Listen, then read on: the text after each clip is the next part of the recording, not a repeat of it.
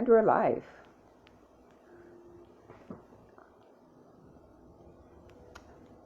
I'm actually coming to you I'm a little tired this morning.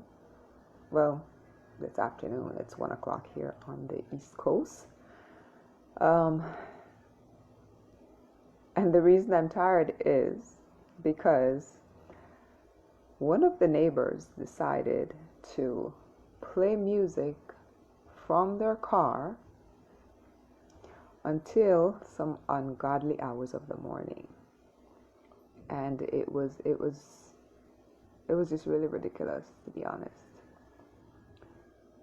And it wasn't as if they were playing music that I enjoyed. If it was that, I wouldn't have minded being kept up all night. You know, play some reggae, play some soca. But not. And feeling something on my face. But it was some horrendous, and don't get me wrong on this, because there happens to be some rap music that I do like, but this particular music that they were playing was rap, and it was filled with nothing but curse words. And it was just really, really unpleasant. So I think I went to bed about, I want to say just after 6 this morning. I actually went to bed around 12:30, 1 o'clock in the morning, but I was awake until about 6:30 when I finally dozed off, and then of course I was up at 8 o'clock. So I'm running on a little bit of adrenaline this morning, or this afternoon. So. But I wanted to come anyway because, you know, it doesn't matter how tired you are. You have kids, you have to show up, and my youngest son is still being homeschooled.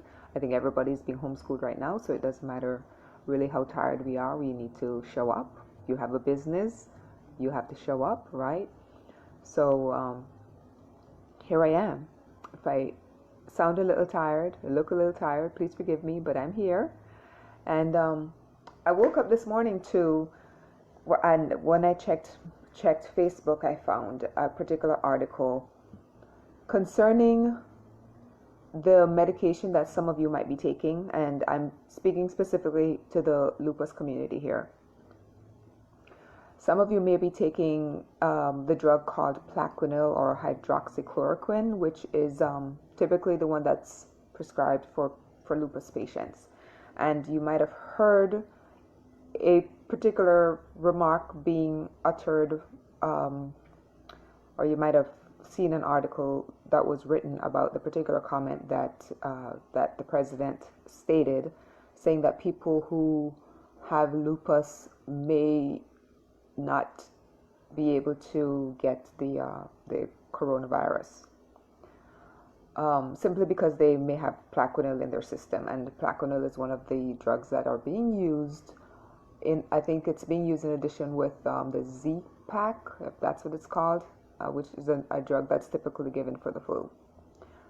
And I wanted to address that a little bit. If you are taking Plaquenil,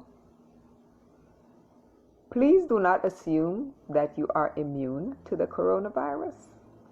The mere fact that you have been diagnosed with lupus means that your immune system is already compromised. You are taking a drug that is an immunosuppressant drug.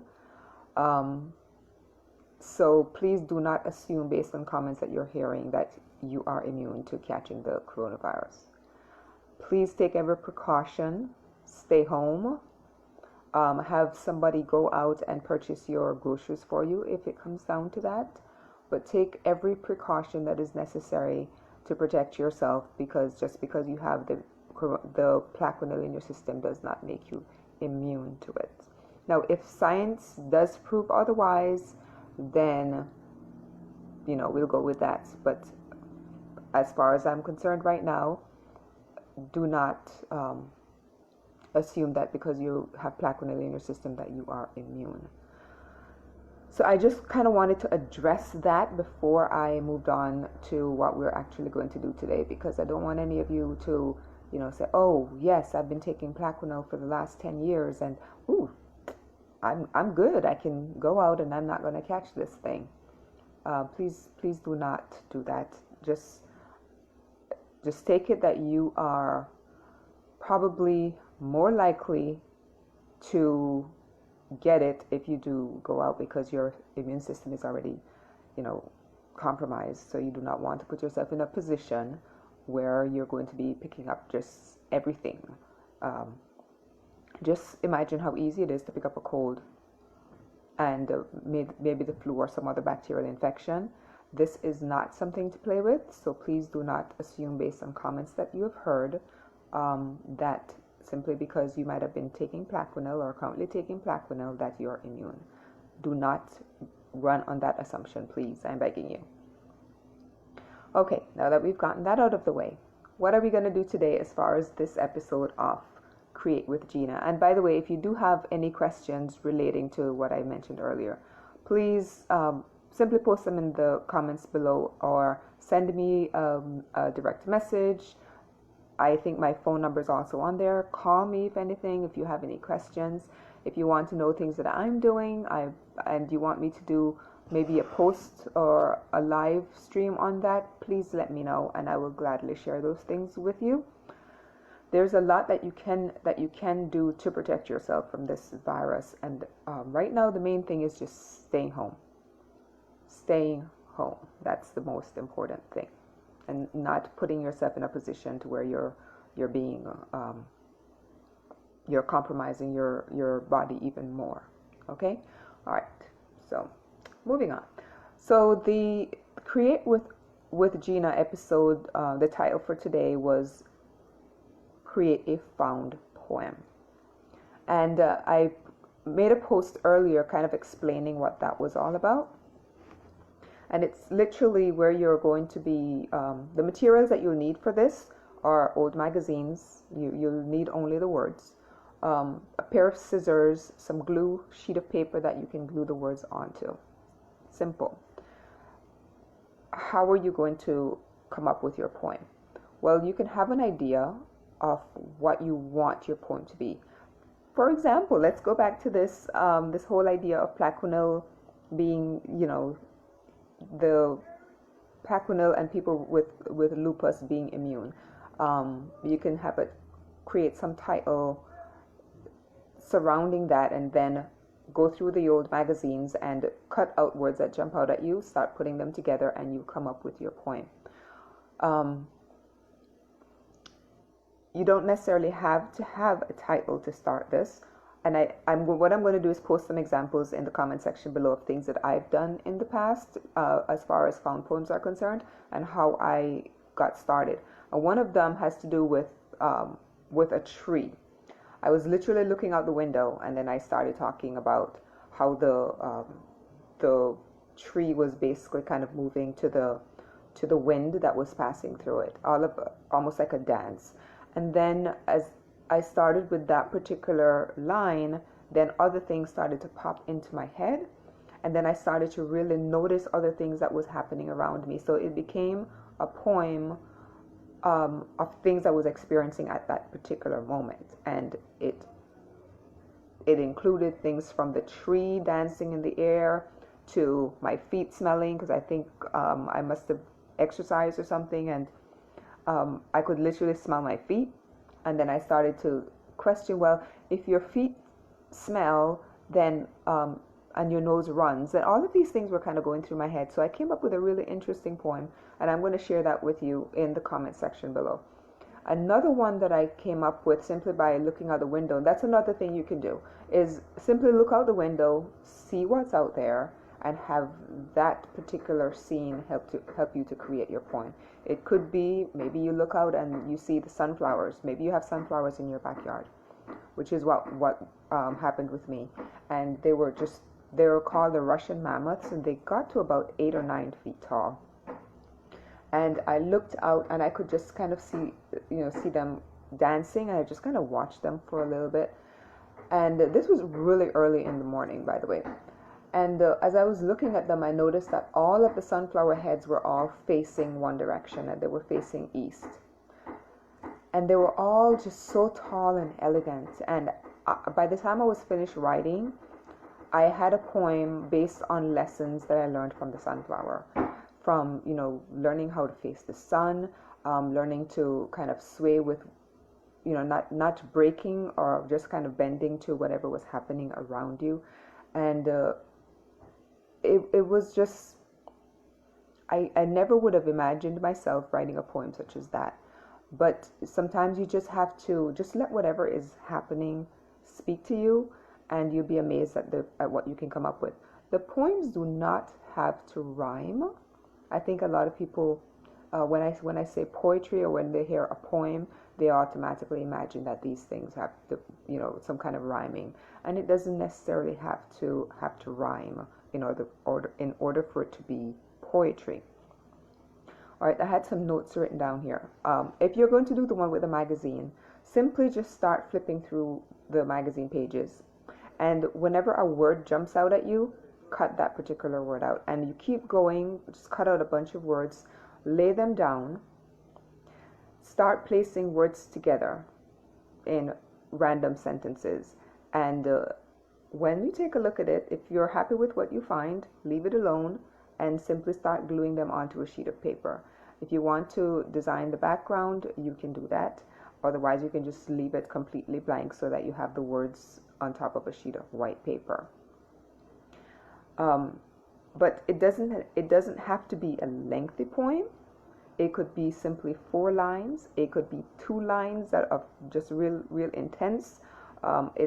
It's entirely up to you. The idea is to have some, just to try this activity and just see what comes out, as far as, you know, when you're trying it. And again, remember, I did give you the other option of just looking out the window and have whatever is happening out there. Maybe you see a group of 5 people and they're just out there hanging out, and the thing that pops through your head is, so much for social distancing, and then on you go with that particular that particular poem. You'd be amazed at what pops into your head. And that would be another thing. Don't think so hard about, you know, what to put down. Let the thoughts that come in flow onto the paper, and then take a look at it, read back, and you'd be amazed at what you can come up with. And you don't necessarily have to keep exactly what you wrote down. You can go ahead and rearrange it and just create a little bit of a prose poetry out of it. All right, so that's what you're going to do, and it's not meant to be stressful. So I don't want what you're creating to be a stressful. This is not meant to be a stressful activity. Okay, make it fun. That's the idea behind a found poem. Make it fun. If you see stuff that's going on and it kind of, you know, irritates you a little bit, acknowledge that feeling, but take what you're seeing and just make it into a fun activity. All right. And remember, it does not have to rhyme. No rhyming is necessary. If you want to create a little painting first and glue your images onto that, you can, if you choose to do the cutout words. If not, then you can simply do the vision where you're looking out the window and seeing something and you're allowing that to speak with you. I want to make sure that I'm telling you everything. It's a very easy activity, so don't make it any more complicated than it really is. Okay? And if you have questions, just simply post them below, and I will come on and I will answer, or I'll just answer them in the comment section below. All right, so this is meant to be just a very relaxing one, very easy one. I am putting together another activity which is going to be a little bit more lengthy, because I think what's needed now, based on everything that I'm seeing, there's a lot of stress, there's a lot of tension, and what I'm putting together for the community is a little meditation that is going to include some sound therapy, using my sound bowl, because I think there's so many people who are not aware of just how to release a lot of the tension and a lot of the emotions surrounding what we're going through right now. And I know people in the lupus community are really having some, based on some of the comments I've seen, some of the messages I've received, are having a really tough time. And they look at me and they think, well, I kind of want to know what you're doing, and I'm willing to share it with you. There wasn't just one modality that worked for me. There were a few things that I did.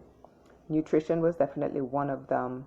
The sound therapy was another one. Art therapy was another one, and there are a few others. But I will definitely put together this particular medication. This one has to do with visioning, and it's really about going inwards and being able to see what's going on in your body, and basically kind of tell your body what you want it to do. Because I don't think a lot of people realize how much power they have over what's happening in their body. It doesn't matter what a doctor tells you. It doesn't matter what kind of diagnosis you have. And I think I'll post the video below about that listed all of the diagnoses I've ever received since I was, I want to say maybe 15 or 16 years old. And because there's a lot of sirens that have been happening recently. So what I'll do is I'll post the video of all of the diagnoses that I received, and how I worked through each one to be in the position where I am right now. I will tell you, I do not take Plaquenil. I have not taken Plaquenil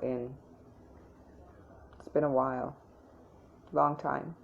But I do a lot of natural therapies, essential oils, herbs, all of those things. So I'm trying to put together another little program where I share with you, maybe like a 5-day challenge, where I share with you all of those things that I've been doing. And if you'd like to join that, I haven't finished putting it together yet, so I'll share with you when it's ready. But for now, I will go through and I will do that little meditation, because I think everyone can benefit from some meditation at this point. And I don't think there are a lot of people who, the time is so stressful that so many find it hard to just relax for maybe 5 seconds. And I'm not going to make it so long that you are away from, takes you away from doing whatever it is that you need to be doing, or something that you're doing. I'm going to make it so that your kids can actually do this with you, because I think teaching kids meditation when they're young can actually help to benefit them as they get older. So that is something I'm working on for you. In the meantime, I would love to see your found poems. So grab your old magazines, grab your scissors, your glue, sheet of paper, and start cutting out and creating your little found poem. Please share them with us in the comment section below, and I will also do the same. And what I'm going to do also is share some links to other poetry that I've created based on the different techniques that I explained earlier in the video. All right, so I think that is it for today. I don't think I told you, today's day 19. If you're looking for previous videos, just simply type in the hashtag #CreateWithGina, and you can look up days 1 through 18 or whatever days you're looking for. I've also put in a blog post that links every single one of them, so I'll share that below as well if you want to go in and try any of those other activities. Thank you for those of you who are watching. If you have any questions, please just post them in the comment section below, and I will see you again tomorrow, same time. And if it does change, I will let you know prior to the change being made. All right. Thank you again for being here and for taking part in this, and for sharing your completed your completed activities with us in the community. And I will see you all again tomorrow.